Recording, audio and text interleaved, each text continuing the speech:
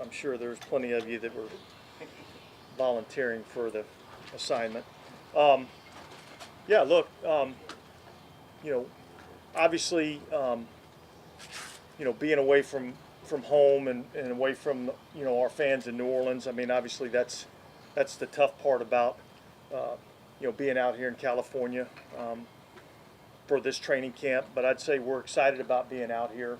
Um, we're excited about getting an opportunity to get out here in the Southern California weather and practice in this type of environment. I think we got a great setup in terms of the hotel, uh, the facility here at UCI.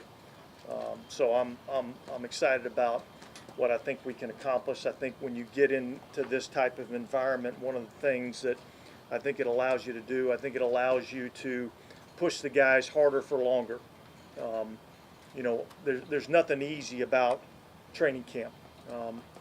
And certainly there's a toughness that comes with practicing in the environment that we practice at back home in Metairie.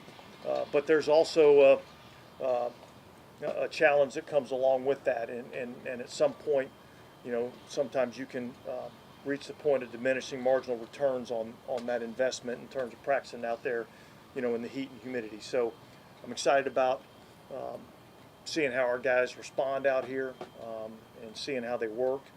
And I think we're just ready to get started. Is there like a timeline, Chase Young, just as far as when we might see him? Chase Young will participate in some form of practice tomorrow. Okay. We have three players, Tano, Nephi, and Juwan Johnson. Those three players will not be practicing tomorrow. Everybody else on the roster will be practicing in some form or fashion. Some may be a little bit more limited based on coming off injuries and things like that, but everybody else is going to be practicing tomorrow. D.A., what's your expectation with Alvin tomorrow? Are you expecting him on the field? I expect Alvin to be out. He was out here today. He ran the conditioning test. Every indication that we've gotten is that he's going to be out here practicing tomorrow, and so that's what we expect. We're looking forward to working with him. I think having him out here and having him practice and having him work, I think that's beneficial for all of us. I mean, obviously with a new system and new offense, I think that's important. And yet, I think we all understand there's a business aspect to the game of football, and so. But every indication that we've gotten is that he'll be out here practicing tomorrow. By his standards, not the best last two seasons for him by his standards of his career. This new offense you're putting in, you think it plays to his skill set even better than? Well, look, obviously he was there for the first couple of days of minicamp, and there was a few plays in there where you really saw how this offense, this scheme can benefit him and in turn benefit us. And so I'm excited to see what that looks like. How does he look? You said he ran the conditioning. He ran great. He ran awesome. I mean, there was zero concern about what he was going to look like coming in here. He's come into shape. Every time he's come into camp, he comes in tremendous shape. And so, he looked great. Did you guys talk before this at all? Just briefly, but nothing, nothing major. What kind of message do you think it sends, though, when he does show up amid a known contract disagreement? Because I know he doesn't want to be fined, but still some guys do hold out. I think, I don't know what that message is. He's here. He's got a job to do. It's football practice, and so, I think that's what he's here to do.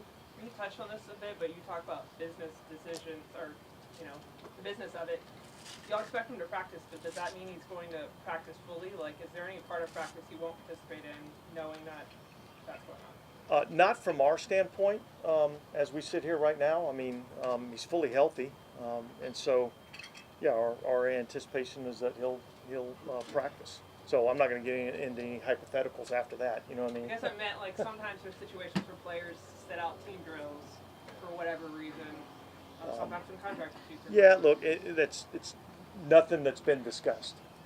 Dennis, meanwhile, I mean, we were were talking about this stuff with Marshawn Lattimore until he came at the end of minicamp, and he's back here now too. Is that in a really good place? Like better than you were hoping at the beginning of the offseason as far as? Yeah, look, I think we're back to business as usual, business as normal. And look, I think the exciting part in our secondary, and probably in particular at the corner position, is I think there's a lot of depth there, and I think there's a lot of position competition there. And I think all of us are in a battle. When I say all of us, I'm talking about the whole corner position. You know, at the end of the day, we all got to come out here and earn it. You know, and so, but I think he's in a good mindset, and yeah, I think he's ready to, you know, to prove that, you know, he's still one of the top corners in our league. Dennis, I know you guys have said you feel good about what you have on the offensive and left and right tackle, but how much are you really looking forward to getting out here with the pads are on? This is what it's all about, right? You know, and look, we're still not there yet, right? We got another, you know, 4 practices before we can even put the pads on.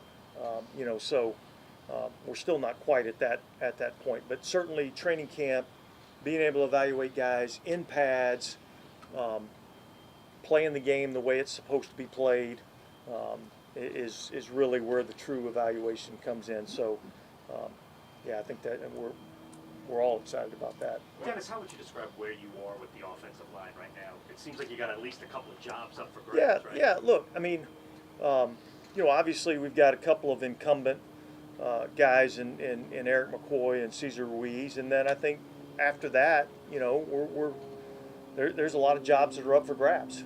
And look, here's the great thing: you go out here and you practice, and you come out and you compete day in and day out, and eventually the cream rises to the top. And so,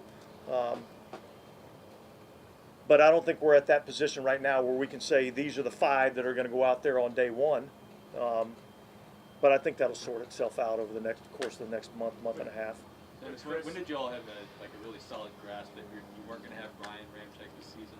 And do you feel comfortable where you're at knowing that he's not going to be a part of it? Well, look, I would say whenever you lose a player of the caliber of Ryan Ramczyk, that is a little bit of an unsettling feeling.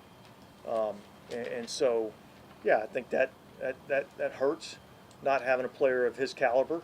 I do think that we have some guys that I think are capable of stepping in and filling in that position, and some young guys that I think can step up and potentially fill that spot. So I'm excited about some of the youth that we have on the offensive line. I would say probably sometime through the course of middle of the off season, you know, I think we began to realize that it's not responding the way that we wanted it to, and yet there was nobody that was willing to, you know, kind of make any concrete statements as to whether or not he was going to be ready to play or not. I think we just wanted to give it time to see what happened, and so, you know, it was probably a week or 2 ago that I think we realized it's just not going to be ready to go. And wasn't Evan just kind of get it out of the way early, knowing that he's not going to be here, and just settle it early rather than drag it out to the beginning of the season?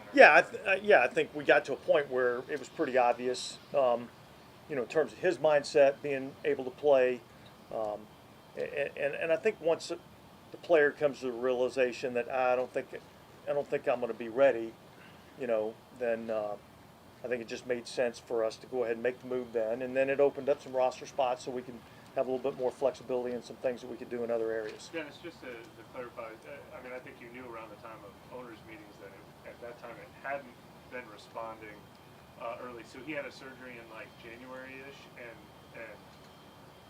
he I the think surgery the initial response after the surgery, we felt pretty good about that. Because I think I talked to you guys at the combine, you know, and I was feeling pretty good about that. And then, you know, probably a couple weeks after that, you know, it just didn't take the turn that we were hoping that it would. And so, and then I think from that point on, it was just like let's give it time, let's see what happens, and you know, it just didn't respond in a way that he or we would want it to. Is there anything you guys are looking at that might be able to help get you guys off like the fast start? You finished really well the last couple of years. Is there anything you guys will do this time of year maybe a little bit differently than other years? Besides being here? Well, look, this may or may not be a factor. Just getting out of some of the heat and things of that nature. And look, we've won our opener the last 2 games. Last year we got off to a 2-0 start and had a real opportunity in the 3rd game. And so I don't know that it's necessarily the fast start. I think the middle of the season is where we got to do a better job. When you get into the meat and potatoes of your schedule, we got to do a better job in there of playing more consistent and winning more consistently throughout the course of the middle of the season. Which means it's more like a war of attrition or mental fatigue kind of thing? Yeah, I think it's a consistency thing, and I think we've got to improve in that area in a lot of different ways. I mean, I think that's coaching, I think that's playing, I think that's everything. When you were talking about Ramczyk and then Mia not responding, can you give me more clarity on that? Is that like a pain issue or a structural issue? Well, you're probably asking the wrong person because I'm not a doctor, so I don't really know that. I know that we felt like there was a couple of procedures a couple of ways that we could have gone about this. One was a little bit more cautiously optimistic, which would give us, what we felt like still was a good chance. One was a lot more, either yes or no, meaning, you do the procedure. If it responds right, then he'll be good. You don't, he probably is done. So I think the course of action that we took was a little bit more, cautiously optimistic, thinking that might be able to, put us over the hump. So is he gonna have that second one now, or second option? That's nothing that's been discussed with us. I think right now he's in Wisconsin, going through some rehab, and we're just leaving all open, options open for the future. When you have talked to him, how is he taking this?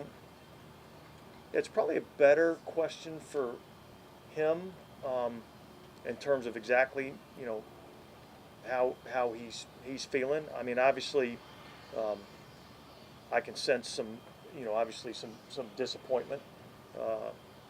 But overall, I mean, I think he's, at peace with where he's at right now. What do you mean by at peace, like in terms of? Not playing this season. Yeah, but what about but still working towards maybe playing again at some Yeah, I point? think we're going to leave all options open. I mean, I don't think anything past this season is off the table. So Chris Olave was not relatively minor then?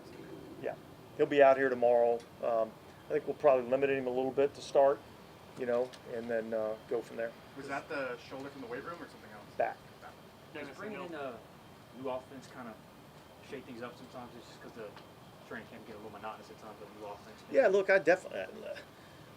You do the same thing for 17 straight years or whatever it had been, I think sometimes you just need a change, and I do think change, not change just for change's sake, but change to kind of shake things up, reinvigorate the offense just a little bit. I thought that was something that was necessary, and look, I saw some positive signs throughout the spring, and hopefully those things will continue, throughout training camp. To what extent does this change also respond to league trends as well as, difference in personnel now than maybe you had 5 years ago? In terms of, I don't know that I So totally understand the you question. talk about changing the offense. Yeah. And you say, to shake things up or whatever, but also, does it also figure into monitoring what's doing well in the league? And the So, personnel you have? well, I would say from a defensive coach's perspective, I went out this offseason and looked at some schemes that I feel like, are troublesome schemes, challenging, right? And if they're executed at a high level with good players, they become even more challenging. And so I think that was part of the, part of the discussion. And this, I mean, this goes back years and years. I mean, it's not like this is a totally new scheme, but each year you kind of put a few new wrinkles into it and becomes a little bit more innovative. But this game is still about having good ball plays with good players, with good execution, and now you have a chance to have exceptional results. And so that's really, I don't care what scheme you're running, if you're not executing it at a high level, then it's not going to make a whole lot of difference. As you kind of talked about this before, but like in your experience, having a whole team just kind of all together out in a place for a while, whether it was Fort Worth or the Greenbrier, whatever, what does that do for like the camaraderie? Yeah, look, I mean, I like it.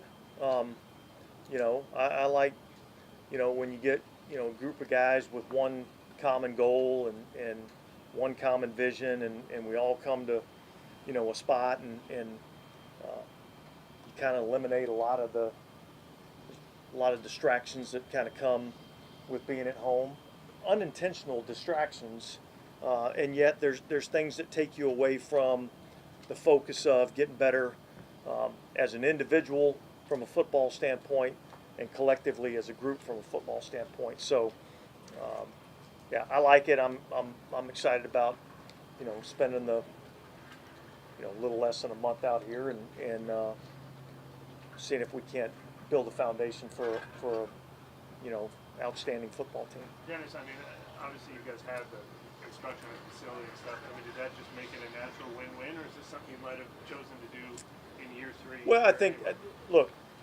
I think it's always something that we look at and consider. Again, no different than we were talking about from an offensive standpoint, having something to change some things up, to stimulate a little bit of interest.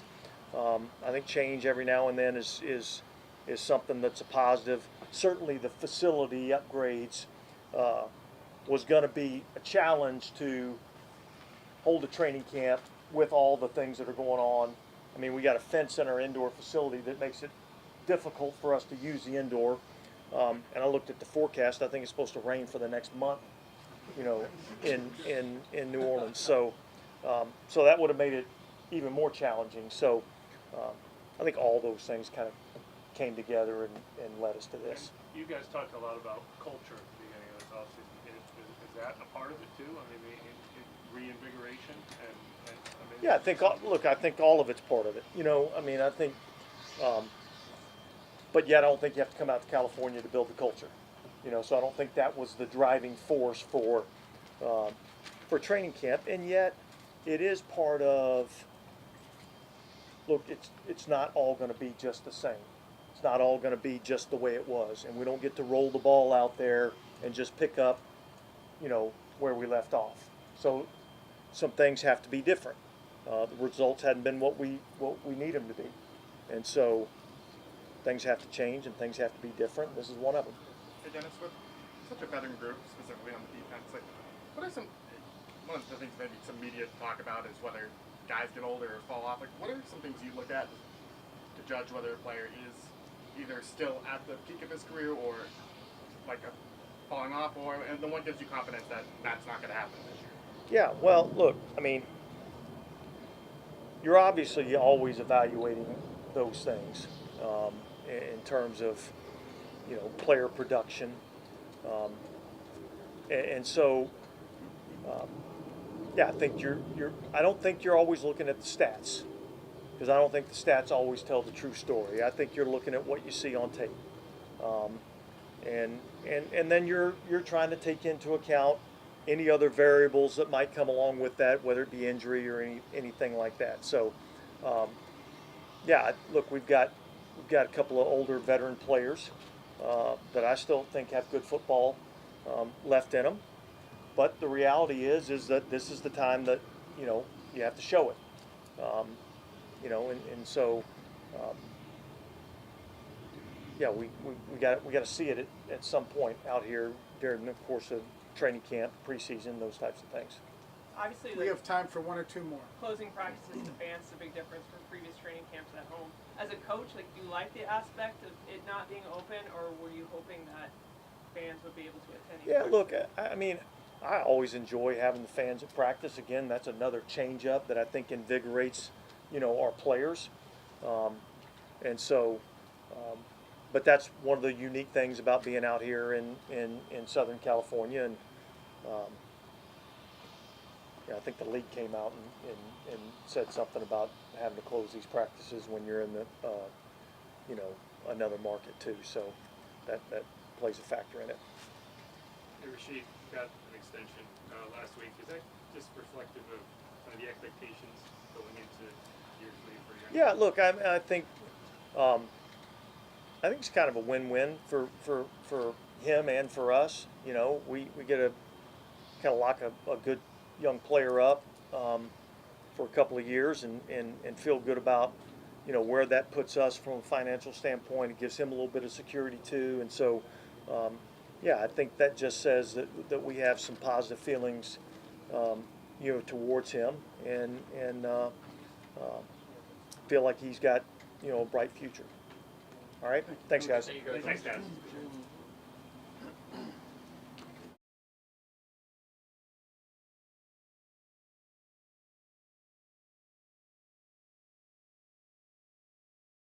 All right, what didn't DA answer for you?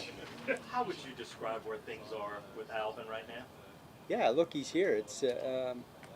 I haven't had a conversation with him today, but he's here. I appreciate that he's here. And look, I think one thing that you have to understand, or we have to understand, is that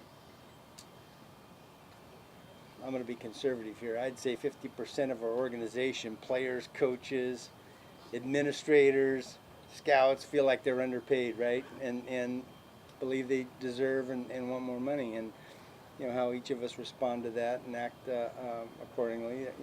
Listen, that's a personal issue, and so I appreciate that he's here. I think those are questions that you have to ask him how he's feeling, but I appreciate that he's here and he's in great shape like he always is, and looking for a good season. But more importantly, I think for him is he wants to win, so just like the rest of us. You had some doubts that he might not be here? Yeah, I don't know that I'd put any expectation on it. I just see what happens. Is it fair to say his situation is a little more nuanced than more money? Isn't it about more about I don't know. You have to ask him those questions about nuance.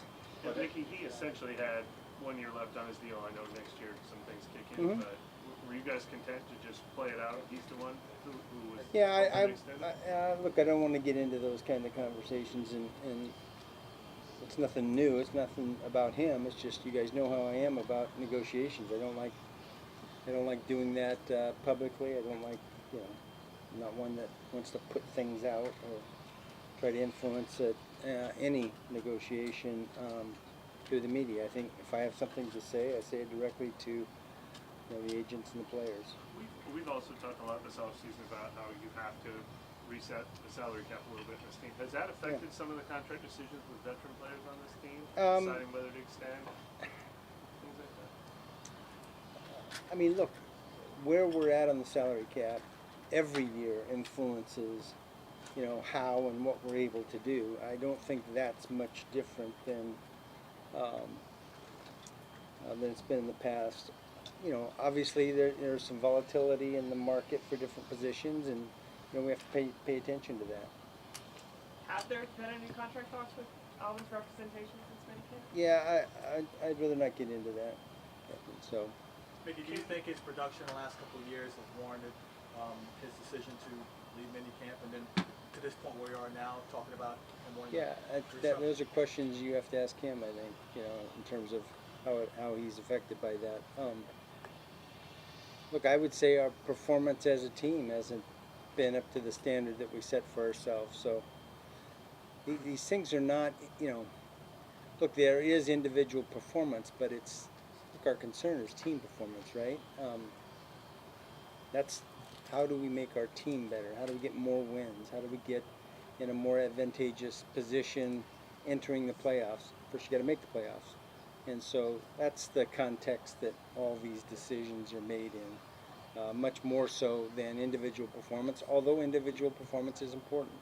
Mickey, you talked about the culture at the end of the season. Just this time of year, and I guess maybe all throughout the off season, what are some of the things you guys are like implementing or looking at, or maybe focusing on more to get that to where exactly you want it to be? Yeah, I think mainly it's been a discussion, and it's been a discussion, coach, in terms of the coaches, in terms of the players, in terms of our organization and how we are approaching it, how we, what our expectations are, and making sure that we're communicating those expectations to all parties correctly and emphatically. And so, I think one of the things is we've got a lot of younger players.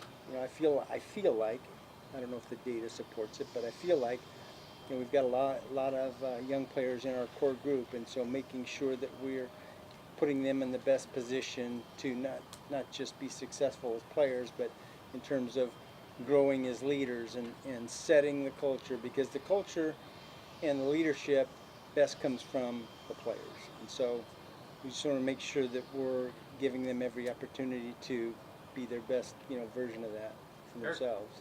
Eric McCoy said, like, you guys had talked to him about, maybe being more vocal and stuff like that. Yeah. Is that part of it, just going around and kind of tapping into different guys? Yeah, absolutely. There's a combination of ability, want to, and status in terms of where you're at in your career on the team. And so, Eric's a good example of someone that's got all the qualities that you're looking for in a team leader, and we just want to make sure that we're giving him the opportunity to be that. And there are other guys as well. What can you explain about the league rule? I mean, did you spend the last couple months trying to figure out what you're allowed to do with opening practices to fans, and you got a final answer recently, or something? Like, what was the? I don't think so. Look, I think for us here, we're away from our home market. We're not expecting. We weren't expecting a lot of fans. It just. The venue, all the logistics that are involved, because it's significantly more logistics involved when you open it up to the public as to when you don't. So all those factors came into play. I didn't really, do much inquiry about what we were allowed to do with fans or not allowed to do, because pretty quickly we determined that, hey, it's going to be a limited amount of people at practice. Mickey, would you say it's your intention at this point to be here for 1 year and be back in Metairie next year? Is that the plan as it stands right now? Yeah, I mean, we're here because of the variables that existed, with the remodel of the facility. And look, there's some other factors. The heat last year, I felt like that was the first year that, man, it just really impacted what we were able to do. In terms of training camp, this year, who knows what the heat's going to be over the next, 30 days. It's going to be hot, we know that. But there's also been a lot more, rainfall, and so that, along with the limited space we have in the indoor facility, because the remodel has taken away some of our space inside there, it just makes it a lot more. It just affirms the decision to come out here and have training camp away. In terms of the future, our intention is to be back in Metairie. So, in terms of like the logistics you're talking about opening fans, does that come down to like a cost issue of how much it would cost for security versus? It's a variable. I wouldn't say that's the main decision point, but it's certainly part of the equation. Did you also experience at the Greenbrier like playing to that at all? Because from what I recall, those were open, but they were open. That many fans there. So did you all take like experience from No, that too long ago? No, because I didn't really consider.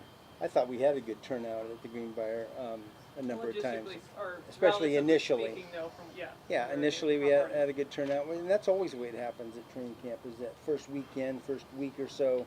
You get a heavy turnout, and then it dwindles. That happens in New Orleans as well. And then when you practice against somebody, obviously, that draws a big crowd, regardless of where you're at. So,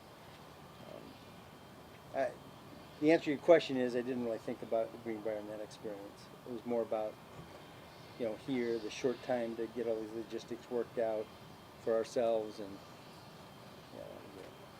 Mickey, Dennis Allen mentioned, like, making it clear every once in a while that everything's not going to be the same Yeah. as it's been.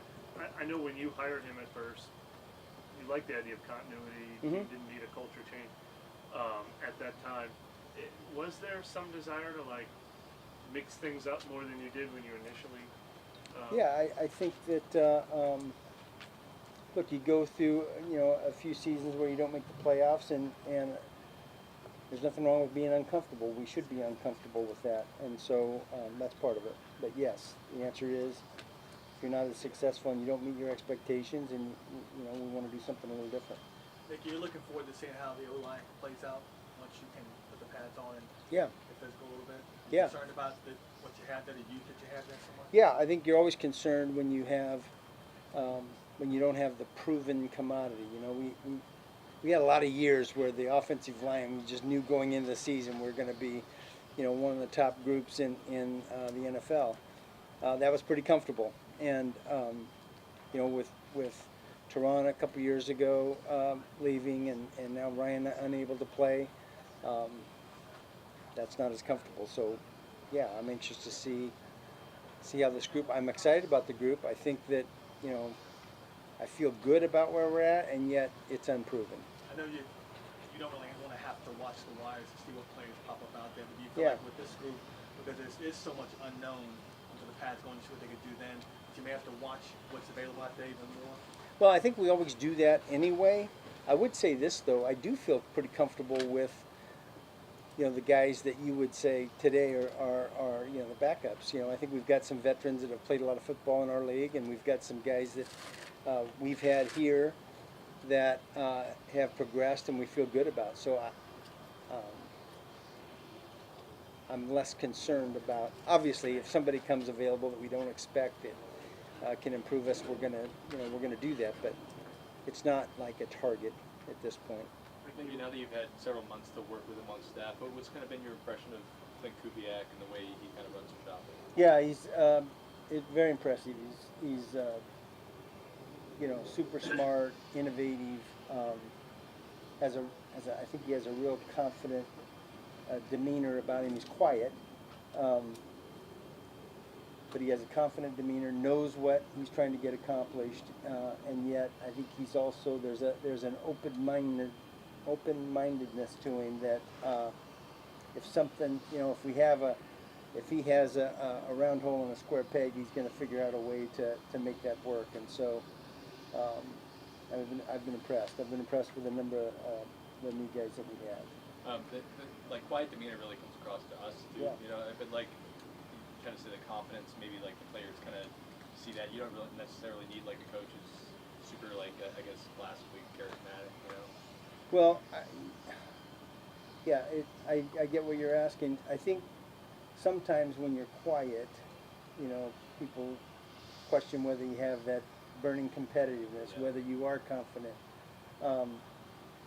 But I think if you're around Clint for any period of time at all, you see both that competitive fire and you see the confidence. And so I appreciate that. I don't know whether I answered any question there, but.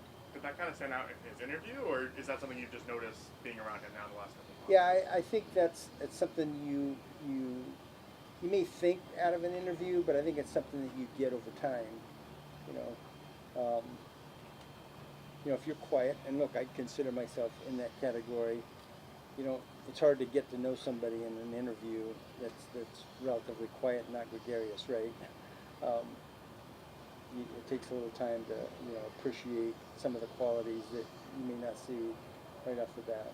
Mickey, I'm going to include all the obvious qualifiers. You don't care what analysts outside the building think. You do care what fans think, but this team is pretty widely dismissed a lot. There was a publication today that had you ranked as the 31st brightest future in the NFL. What do you think people are missing about why they should be optimistic about the I don't direction care. Well, what do you like about the direction? Here's the deal. I don't care about what these other media people, because most of them are unqualified. Sure.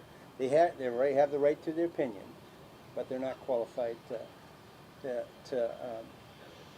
be critical or I don't ask them for advice. So why would I pay attention to a critique from them? So Well, how about just from a fan base Yeah. perspective, if they're getting apathetic after 3 years missing the playoffs, what's the most energizing factor about this team? Yeah, right look, now? I think that we have a chip on our shoulder, and that's energizing, and I think we have talent. I think we have a lot of young players that, I think we have a combination of young players that are trying to make their mark and prove themselves, and I think we have a group of older players, veteran players, that are unsatisfied with the results the last few years, so I think that's a good combination.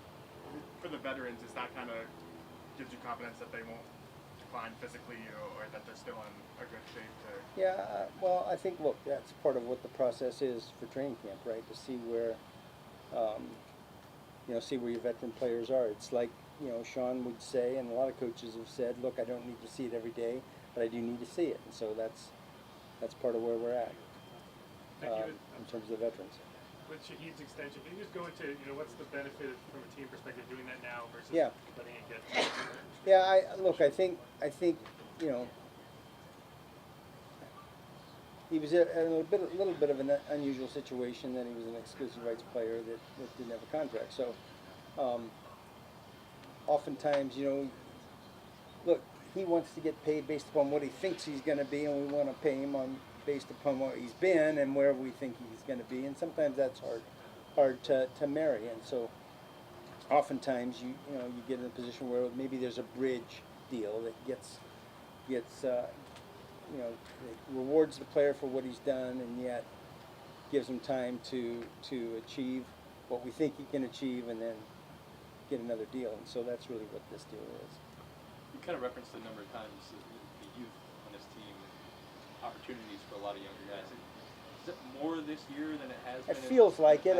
Again, I see these things about average age of your team and who's young and who's not, but I don't think that really tells the whole story. I think oftentimes it's, hey, what's the core of your team, and are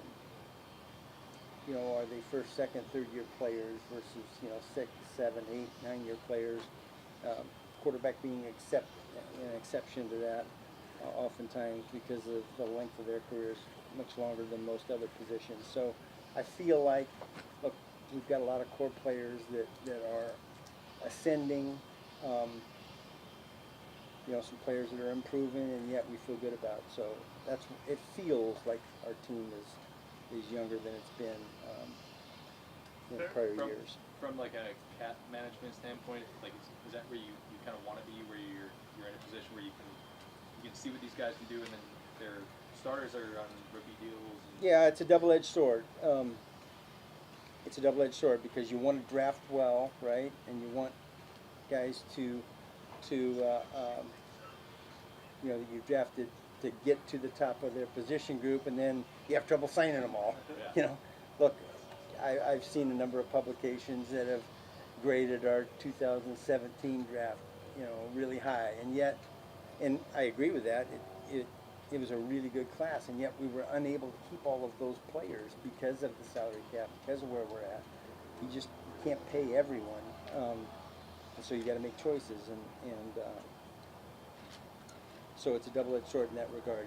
You want all your draft picks to do really well, but in terms of the cap, at some point, you got to pay them all what their market value says, and that becomes more difficult. How do you kind of feel about that in relation to Paulson and Debo? I know you're not going to Yeah. say directly, but he's the guy who could be extension candidate. Yeah, you're right. That's what I'm going to say about that. I tried. Chase Young's obviously still a young player. Yeah. We might not talk to you for a while after you see him on the field, but everything leading up to this point, has it gone as well as you were hoping? Been very positive, and I've been impressed with how hard he's worked to get his rehab done, how his attitude about being on this team and having a chip on his shoulder. I feel like, look, here's a player that feels like he has something to prove, and oftentimes when you're that high a draft pick, that's hard to recapture, and I feel like that's where he's at. And look, again, we're just starting training camp, so we'll get to evaluate. We'll get to evaluate him as a player and where he's at, and we're going to be cautious about. We're not going to rush him out there. We're going to be cautious about how we practice him and get him to the point where he's playing. But we've got a lot of time to do that. Make you feel good about your tight end room? I feel good when Jawan gets healthy, and then I think we've got a really strong deep group. But I think that's part of the equation. Yeah. Can you just walk us through Last one. just how you feel about Ryan Ramczyk, not knowing he's not going to be available, and maybe?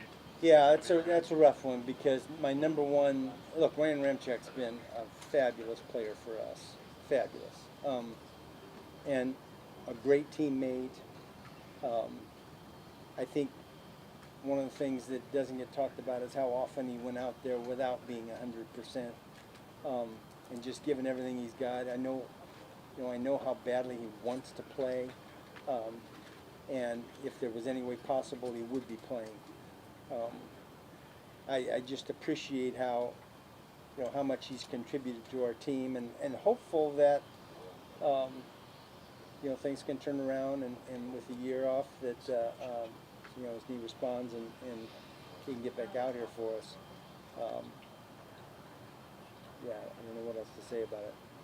What can you share of Juwan Johnson's projection timetable? Yeah, I don't really have a timetable for, it's going to be hopefully before the first game certainly, Yeah, but we'll see where he's at in terms of when he can get out here and practice full, and that remains to be seen.